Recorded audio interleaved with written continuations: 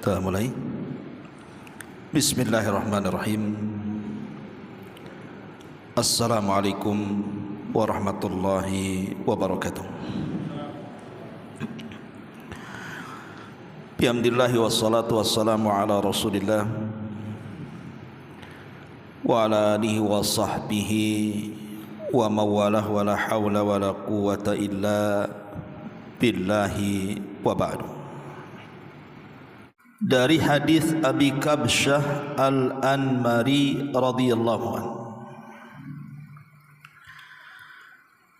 di mana Nabi sallallahu alaihi wasallam bersabda, "Innamad dunya li arba'ati nafarin." Sesungguhnya dunia ini diperuntukkan untuk 4 kelompok.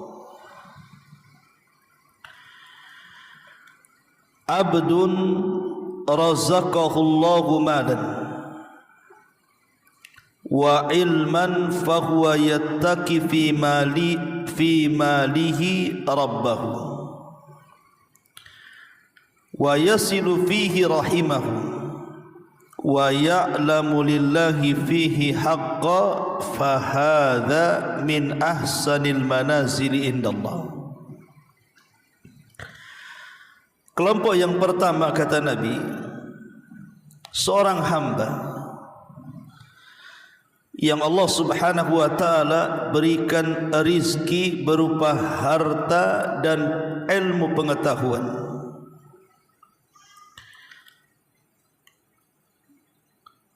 dan dia pun menjadi hamba Allah yang berhati-hati dalam menggunakan hartanya dan senantiasa menyambung kerabatnya, dan dia mengetahui apa yang harus dilakukan untuk Allah subhanahu wa ta'ala, maka orang ini adalah sebaik-baik kelompok yang ada di permukaan bumi. Seorang hamba yang diberikan harta dan pengetahuan, dengan pengetahuannya dia hati-hati dalam menggunakan harta, dan dia gunakan untuk bersilaturahim, dan dia tahu apa yang harus dilakukan ketika melakukan hak-hak Allah subhanahu wa ta'ala. Ini kelompok yang pertama, kelompok yang paling tinggi yang hidup di bumi. Kelompok yang kedua, wa rajulun atahu Allahu ilman wa lam yu'tahu malan fahuwa yaqul law anna li malan la amiltu bi amali fulan fahuwa biniyatihi wa huma fil ajri sawa. Kelompok yang kedua, seseorang yang Allah anugerahkan ilmu pengetahuan tapi tidak diberikan harta, tetapi dia senantiasa berangan-angan, kalau seandainya aku punya harta, aku pun akan mengamalkan seperti amalan fulan. Maksudnya kelompok yang pertama, maka dia dengan niatnya pahalanya sama dengan kelompok pertama. Jadi seorang laki-laki memang dia miskin, tidak banyak dianugerahi harta, tapi dia punya ilmu agama, sehingga dengan pengetahuannya dia pun berangan-angan, ya Allah, kalau seandainya aku diberikan harta, aku pun bisa melakukan hal yang sama seperti orang yang diberikan harta dan pengetahuan. Maka dengan niatnya dianggap pahalanya sama. Ini yang kedua. Yang ketiga, wa rajulun atahu Allahu malan walam yu'tahu ilman fahuwa yahbatu fi malihi aw yuhbitu fi malihi wa la yattaqi fihi rabbahu wa la yasilu fihi rahimahu wa la ya'lam lillahi fihi haqqan fa hadha bi aswa'il manazili indallah. Yang ketiga, seorang laki-laki yang diberikan harta tapi tidak diberikan ilmu agama,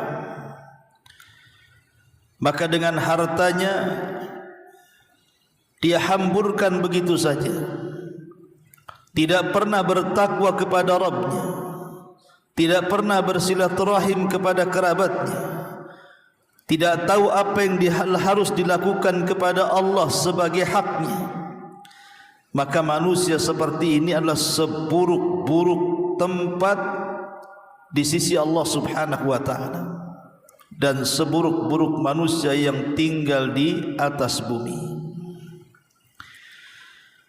Kemudian yang terakhir, wa rajulun lam yu'tahu Allah, wa rajulun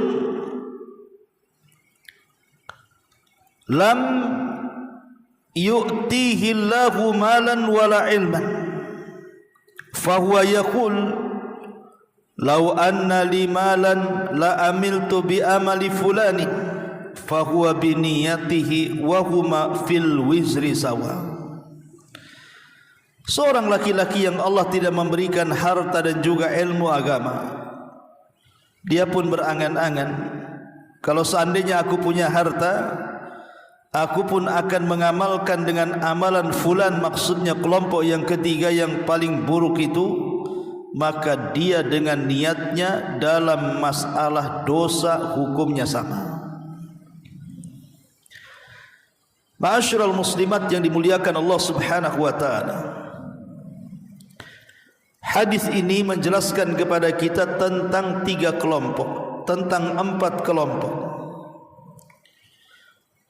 di mana kita dari 4 kelompok ini. Maka siapa yang salah bergabung dengan 4 kelompok ini, maka bisa fatal kehidupannya.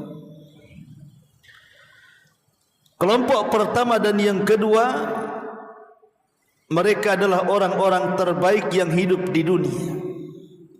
Kelompok ketiga dan yang keempat, mereka adalah orang-orang yang paling buruk yang hidup di dunia. Baik, kita akan jelaskan.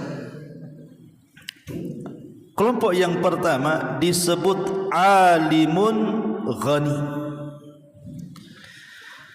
Alimun ghani, orangnya alim, di satu sisi dia juga kaya. Siapa yang tidak ingin alim dan tidak ingin kaya? Semua ingin dua-duanya. Satu sisi dia punya pengetahuan yang luas dari pengetahuan agama, dan sisi lain dia pun kaya raya. Lah, kelompok yang pertama ini adalah kelompok yang paling tinggi kedudukannya di hadapan Allah Subhanahu wa ta'ala. Alimun ghani, orang alim yang kaya. Kenapa? Karena kalau dia kaya dan dia alim, maka dengan kealimannya, dengan pengetahuan agamanya, maka dia bisa memperbudak hartanya, dan dia tidak bisa diperbudak harta. Dia yang memperbudak harta, sehingga dia tahu harus kemana harta ini dibelanjakan. Dia tahu harta ini harus kemana dihabiskan, karena dia punya ilmu masalahnya.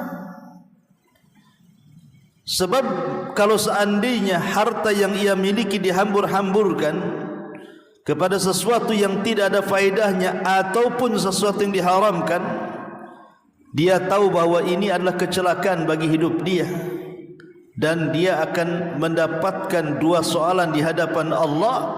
Dari mana kau dapatkan, kemana kau belanjakan? Maka orang yang alim dan kaya ini memang jarang. Kalau orang kaya banyak, tapi orang yang kaya plus alim sedikit. Orang alim juga banyak, tetapi yang menggabungkan alim dan kaya ini memang sedikit sekali. Makanya kalau seandainya Allah anugerahkan satu sisi kita diberikan kekayaan, sisi lain kita diberikan ilmu pengetahuan agama, maka ini nikmat yang luar biasa, nikmat yang penuh dengan berkah.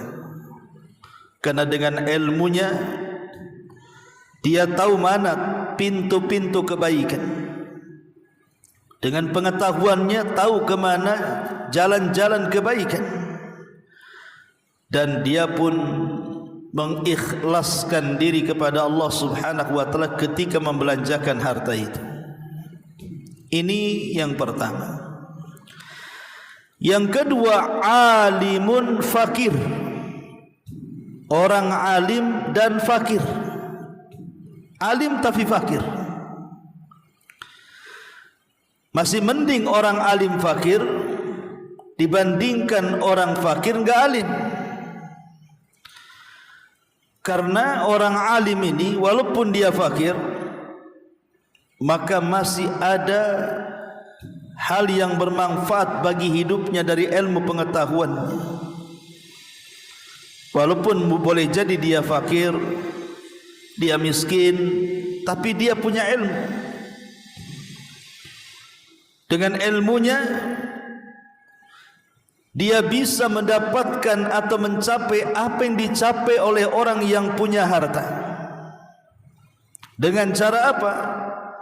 Dengan cara ghibtah.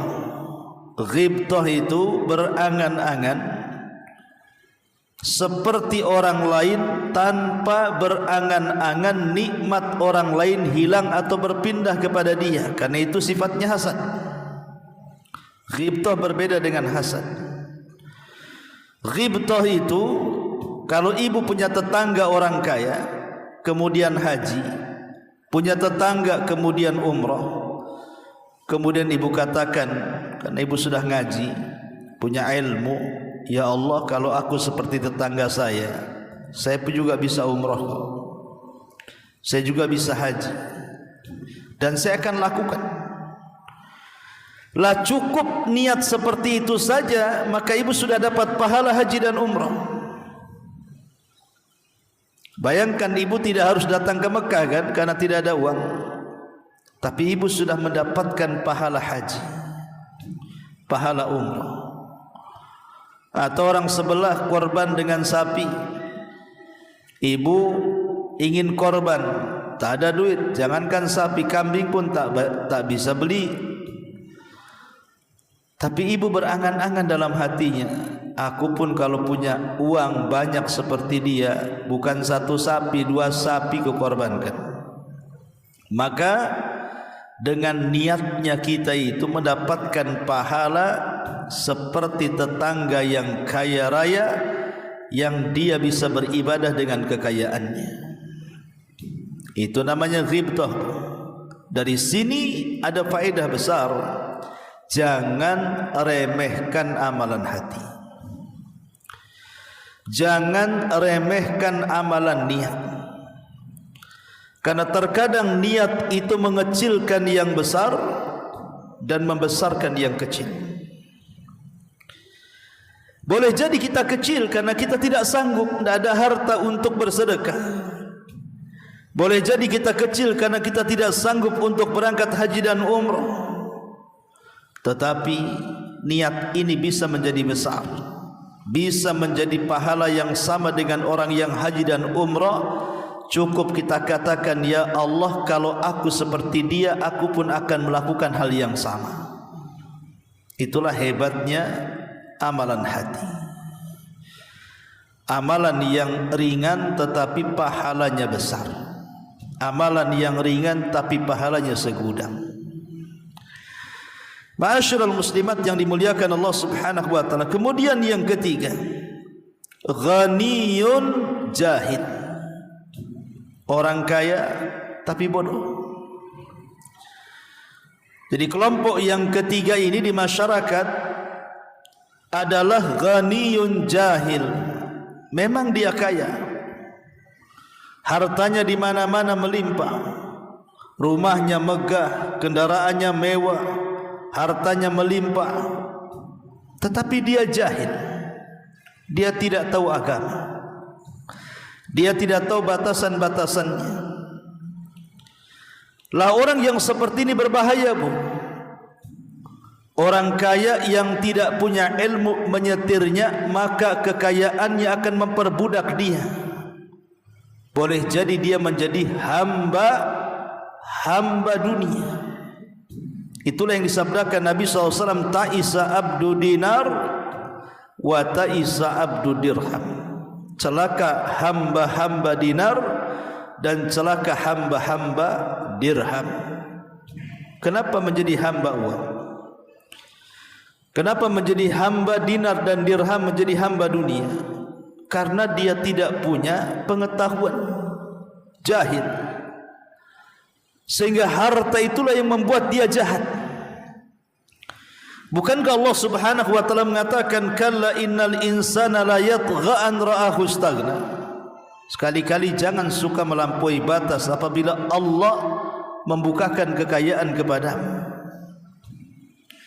Karena harta itu sirru tughyan, rahasia bejatnya manusia, rahasia jahatnya manusia itu adalah harta. Harta ini tergantung siapa yang pegang. Kalau yang memegang orang baik, orang alim, maka harta ini akan menjadi baik. Tapi kalau seandainya harta ini dipegang orang jahat, orang jahil, maka harta ini akan menjadi jahat. Itulah yang dikatakan Nabi SAW, malun salih li rajulin salih. Harta yang baik itu kalau pemegangnya baik. Harta itu menjadi jahat kalau yang memegang orang jahat. Lihat, gara-gara harta, gara-gara harta seseorang menghambur-hamburkan hidupnya bergelimang dengan kemaksiatan. Minum khamar, berzina, narkoba, dugem, setiap malam menghambur-hamburkan biaya. Untuk apa?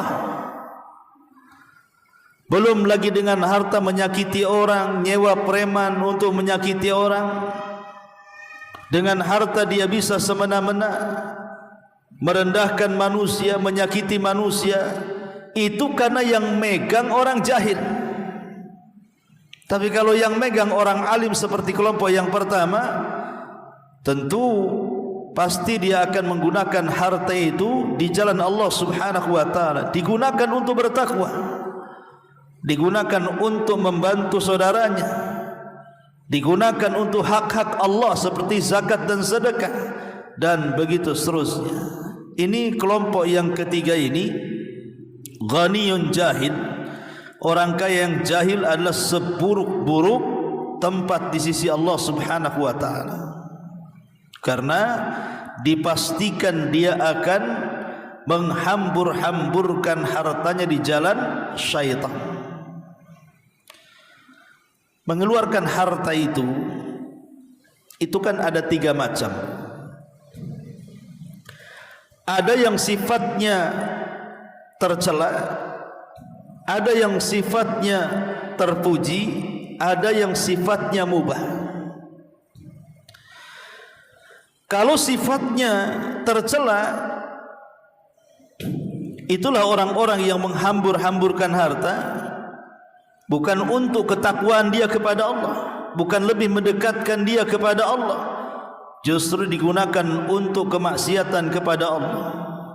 Berpesta pora, mabuk, zina, narkoba dan yang semacamnya. Yang kedua, mengeluarkan harta dengan cara terpuji.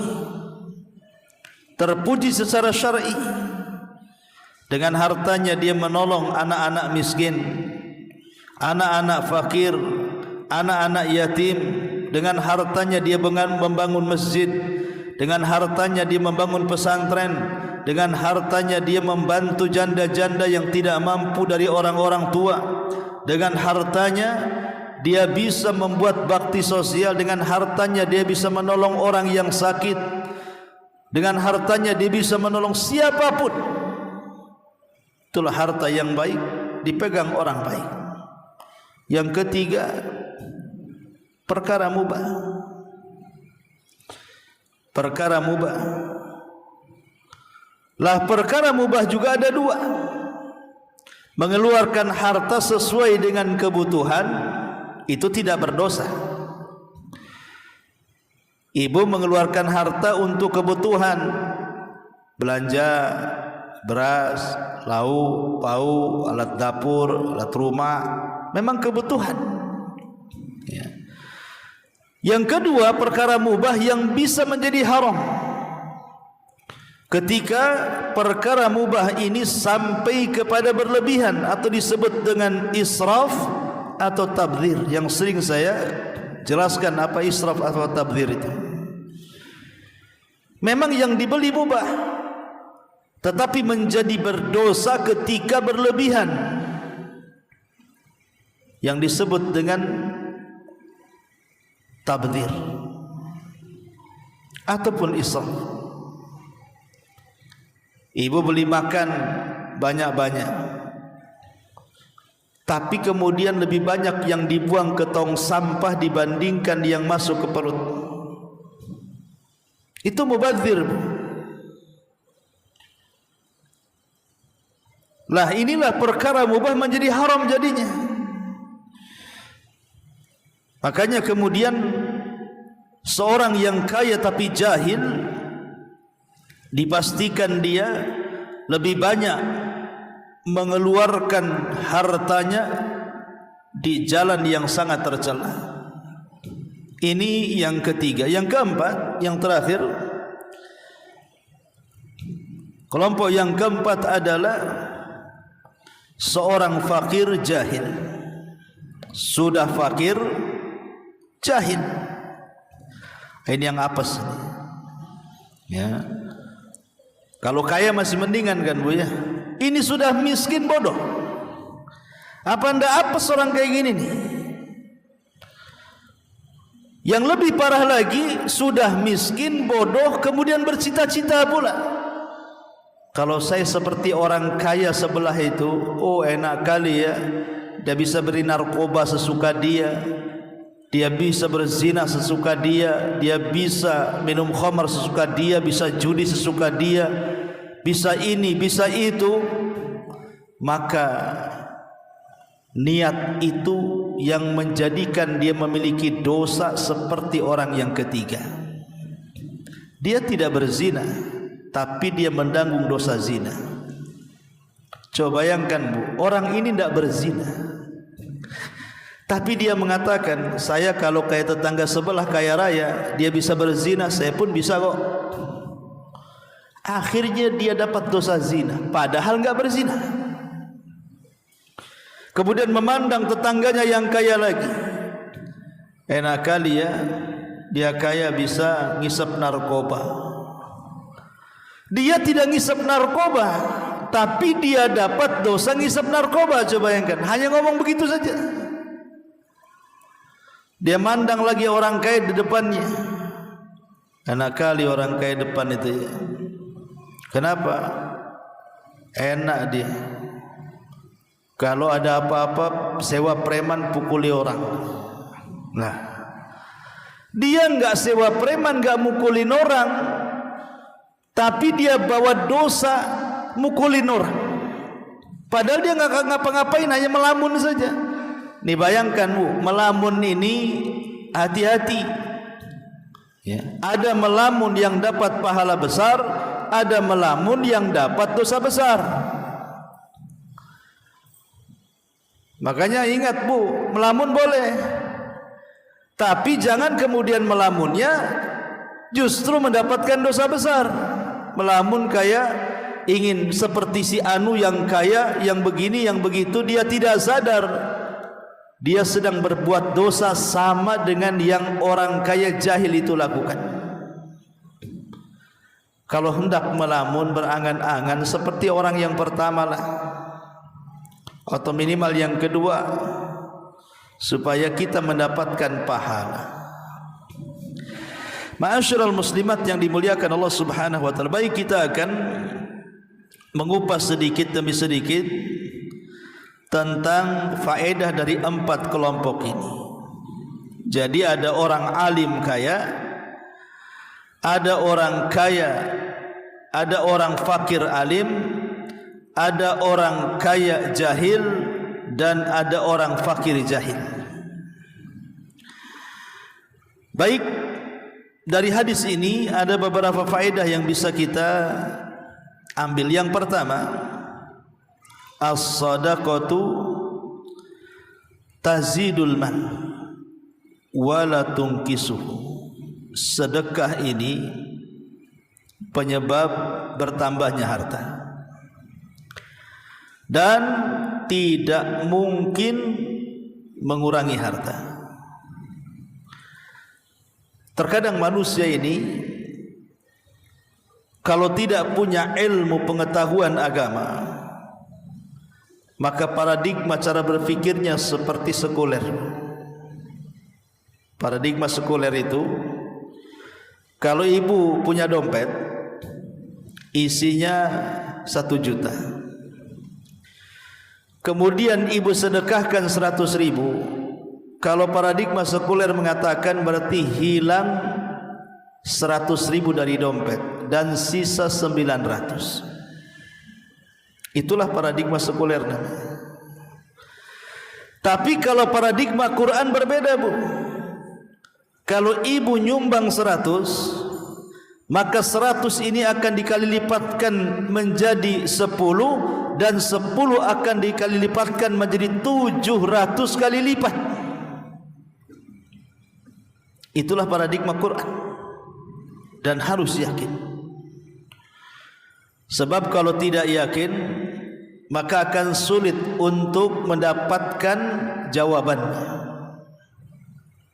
Akan sulit mendapatkan jawabannya. Makanya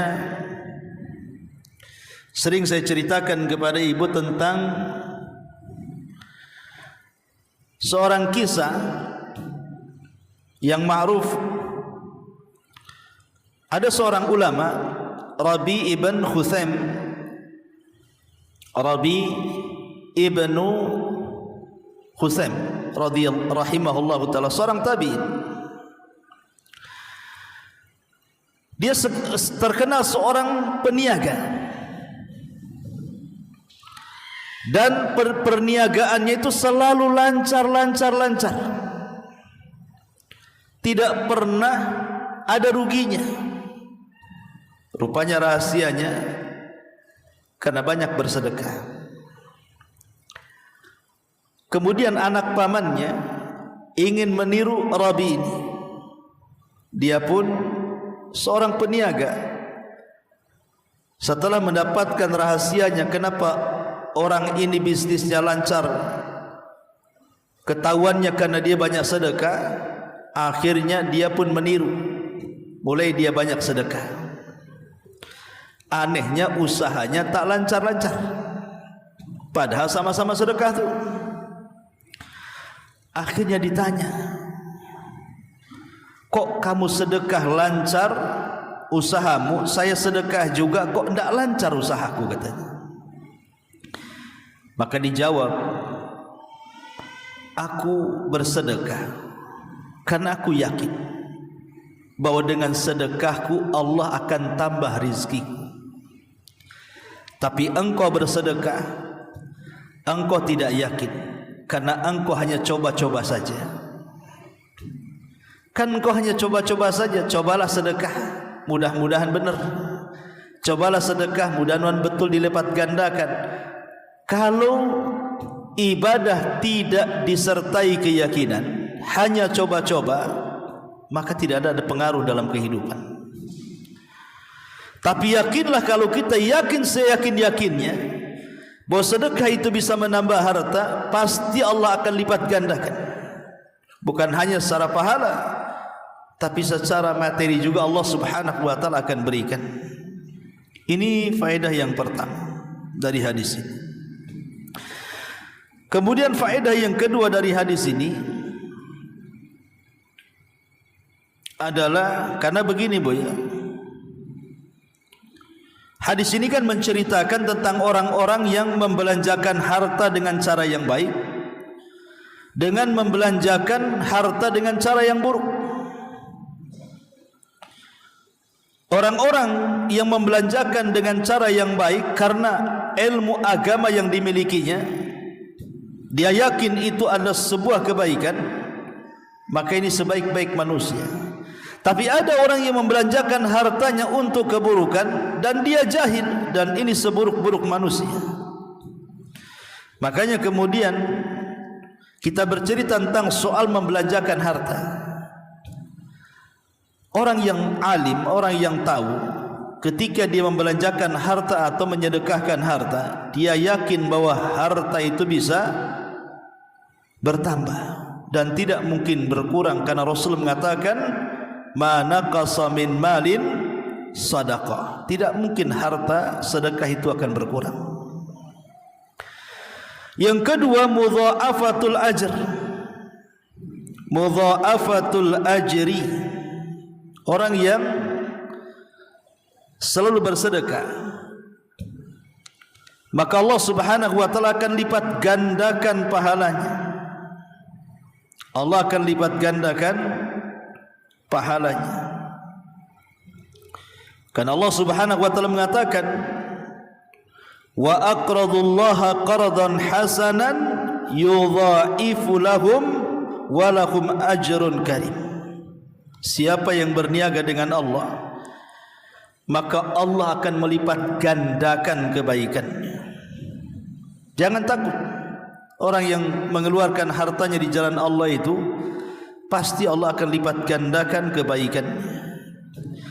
Yang ketiga, Allah akan angkat derajatnya, dan Allah akan jauhkan dari segala al-balaya wal qurb.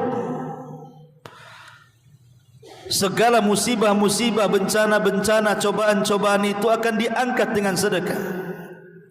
Ingat Rasul mengatakan, tadawau mardhakum bis sadaqah. Obati orang yang sedang sakit kalian dengan sedekah. Artinya sedekah bisa menghilangkan bala. Belum lagi kemudian dengan sedekah ini bisa menggugurkan dosa dan juga memadamkan kesalahan-kesalahan. Belum lagi dengan sedekah ini harta kita akan menjadi semakin berkah lagi. Dan begitu seterusnya, banyak di antara faedah-faedah dari amalan orang yang bersedekah. Kemudian yang kedua, as-sabru 'alal masaib izzun wa syarafun. Sabar ketika menghadapi musibah itu sebuah kemuliaan dan kehormatan bagi seorang muslim. Karena di sini kan kelompok kedua, dia fakir tapi dia punya ilmu, sehingga dengan ilmunya dia tidak mempermasalahkan kefakirannya. Biasanya orang yang mempermasalahkan kefakiran itu kan karena tidak ada ilmu pengetahuan, karena tidak punya ilmu agama. Akhirnya orang fakir ini bisa kufur, karena fakir dengan kekufuran itu tetanggaan tuh biasanya. Betapa banyak orang fakir pindah agama, pindah keyakinan, menjual agamanya karena fakir. Kenapa? Karena jahil dia, tidak punya ilmu. Betapa banyak orang fakir akhirnya menjadi orang yang meminta-minta, mengemis ke sana kemari padahal dia bisa bekerja. Dengan kefakirannya akhirnya dia banyak melakukan kriminal, mencuri, merampok dan begitu seterusnya. Tapi kalau dia fakir dan punya ilmu, maka ilmu akan membimbing kefakirannya. Walaupun dia fakir, ini bagian daripada musibah, tapi karena dia punya ilmu, dia punya kehormatan dan punya kemuliaan. Saya fakir, tidak mungkin saya maling, saya harus bekerja. Biarlah saya fakir, tidak mungkin saya menjadi pengemis. Biarlah saya fakir, tidak mungkin saya menjual iman dan Islam saya. Saya fakir memang iya, tapi saya tidak mungkin berbuat jahat. Itulah ilmu yang menjadikan orang fakir itu menjadi baik. Alimun fakir, orang alim yang fakir, dengan kefakirannya dan kealimannya dia menjadi hamba yang bersabar ketika menghadapi musibah. Ma'asyiral muslimat yang dimuliakan Allah Subhanahu wa taala. Kemudian yang ketiga adalah ighsanu dhulli tumbitu min budhurit tamah, bahwa kehinaan itu dikarenakan karena tomaknya manusia kepada dunia. Orang yang kaya tapi tidak punya ilmu, sehingga dia tidak bisa memanage hartanya dengan baik, maka semakin kaya manusia tidak akan semakin puas dengan kekayaannya. Semakin kaya manusia pasti ingin semakin besar di hadapan manusia. Sekarang ibu orang yang paling kaya di satu RT, nanti kalau bisa paling kaya di satu RW. Sudah paling kaya di satu RW, pengen kaya di satu desa. Sudah menjadi orang terkaya di desa, pengen menjadi orang terkaya sekecamatan. Sekecamatan ibu sudah paling orang kaya, kalau bisa sekabupaten. Sekabupaten ibu pengen jadi orang kaya, kalau bisa seprovinsi. Ini orang terkaya seprovinsi. Kalau bisa satu Indonesia, ibu diurutkan nomor satu. Itulah kekayaanmu, tidak akan ada habisnya, akan terus haus seperti minum air lautan. Karena ada dua perkara yang dicari itu tidak pernah akan selesai dan akan terus dicari dan tidak akan pernah puas. Pertama ilmu, dan yang kedua harta. Dan yang bisa mengerem harta itu hanyalah ilmu pengetahuan. Kalau ghani jahil, orang kaya jahil, maka dia akan menjadi orang yang paling tamak, dan dia akan menghalalkan segala cara untuk mendapatkannya, dan dia akan gunakan semau dia harta dalam pembelanjaannya, dan dia akan lebih banyak melakukan maksiat dibandingkan ketaatan kepada Allah karena dia jahil. Kekayaan yang harusnya mengantarkan dia ke surga malah mengantarkan dia ke neraka, naudzubillah. Kemudian yang keempat, ma'asyiral muslimin wal muslimat rahimani wa rahimakumullah, al mu'min yuaddi haqqallah fil ilmi wal mal. Kewajiban seorang muslim itu harus melaksanakan hak Allah pada ilmu dan amal. Ilmu dan harta, ilmu dan harta itu memiliki hak, memiliki tuntutan, di mana di antara tuntutan-tuntutan orang yang memiliki ilmu adalah husnun niyati wasihatul maqsadi fi talabihi wal ikhlasi fi dhalik. Di antara tuntutan ilmu, pertama, kita harus punya niat baik dan harus benar maksud tujuan yang kita niatkan dalam hati. Sebab dengan kejernihan hati, dengan niat yang baik dalam hati, sekalipun kita tidak beramal, maka kita seolah-olah mendapatkan pahala orang yang beramal. Cukup menggerakkan hati saja dengan cara ghibthah tadi. Yang penting jernih hatinya, baik hatinya, niatnya juga baik. Kemudian yang kedua, at-taharri sirki, hati senantiasa jujur. Jadi kalau ingin kita mendapatkan amalan hati seperti amalan badan tanpa harus beramal, selain baik niat dan benar maksud, ditanamkan juga kejujuran. Memang jujur. Karena kalau orang tidak jujur, awalnya niatnya baik, setelah dapat harta berubah pula dia. Kan betapa banyak orang yang seperti itu, Bu. Awalnya duduk temenung, angan-angan, nengok masjid di Darul Ilmi, belum selesai kan, terduduk dia mandang masjid. Cobalah saya jadi orang kaya, saya selesaikan tuh masjid itu 2 lantai. Setahun kemudian betul jadi orang kaya. Adalah kemudian uang untuk membangun, tak jadi, Bu. Kenapa? Rumah belum di lantai 3, kalau perlu lantai 10. Itulah terkadang angan-angan kalau tidak diiringi dengan kejujuran, itu bisa berubah. Makanya niat baik saja tidak cukup. Kata ulama harus ada taharris sidqi, kejujuran yang melekat dengan baiknya niat itu. Jangan sampai berubah. Ya. Ma'asyiral muslimat yang dimuliakan Allah Subhanahu wa taala. Kemudian di sini juga ada izzatun nafsi, bahwa di antara hak ilmu adalah izzah, memiliki kemuliaan, memiliki kehormatan. Saya fakir ya, tetapi saya tidak mungkin menghinakan diri hadapan manusia meminta-minta, karena saya tahu itu tidak boleh dalam agama.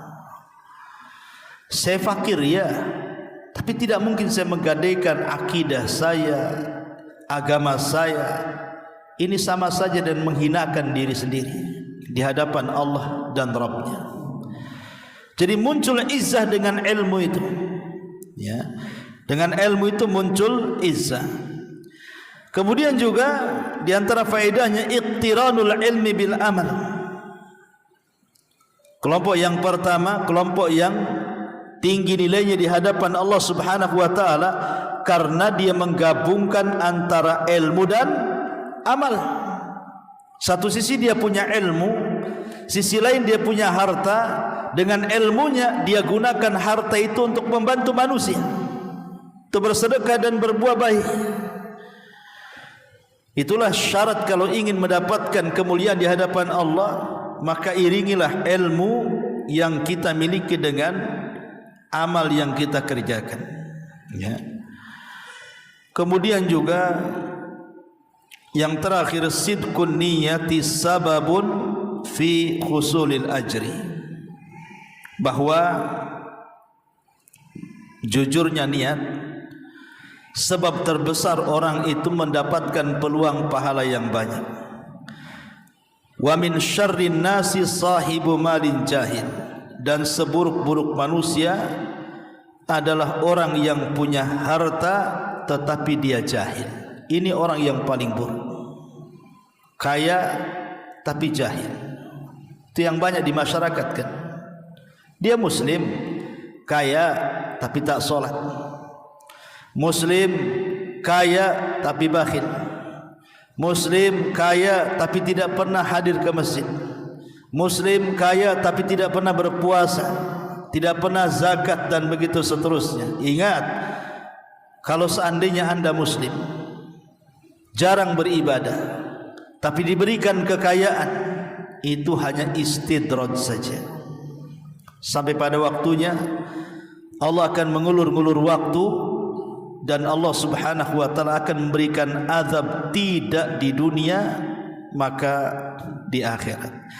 Inilah di antara faedah hadis tentang 4 kelompok yang akan memenuhi bumi. Siapa di antara kita yang masuk pada 4 kelompok ini? Apakah kita masuk di urutan pertama, kedua, atau justru kita masuk di urutan ketiga dan keempat? Naudzubillah. Baik, sampai di sini kita buka tanya jawab. Kalau ada yang mau bertanya silakan.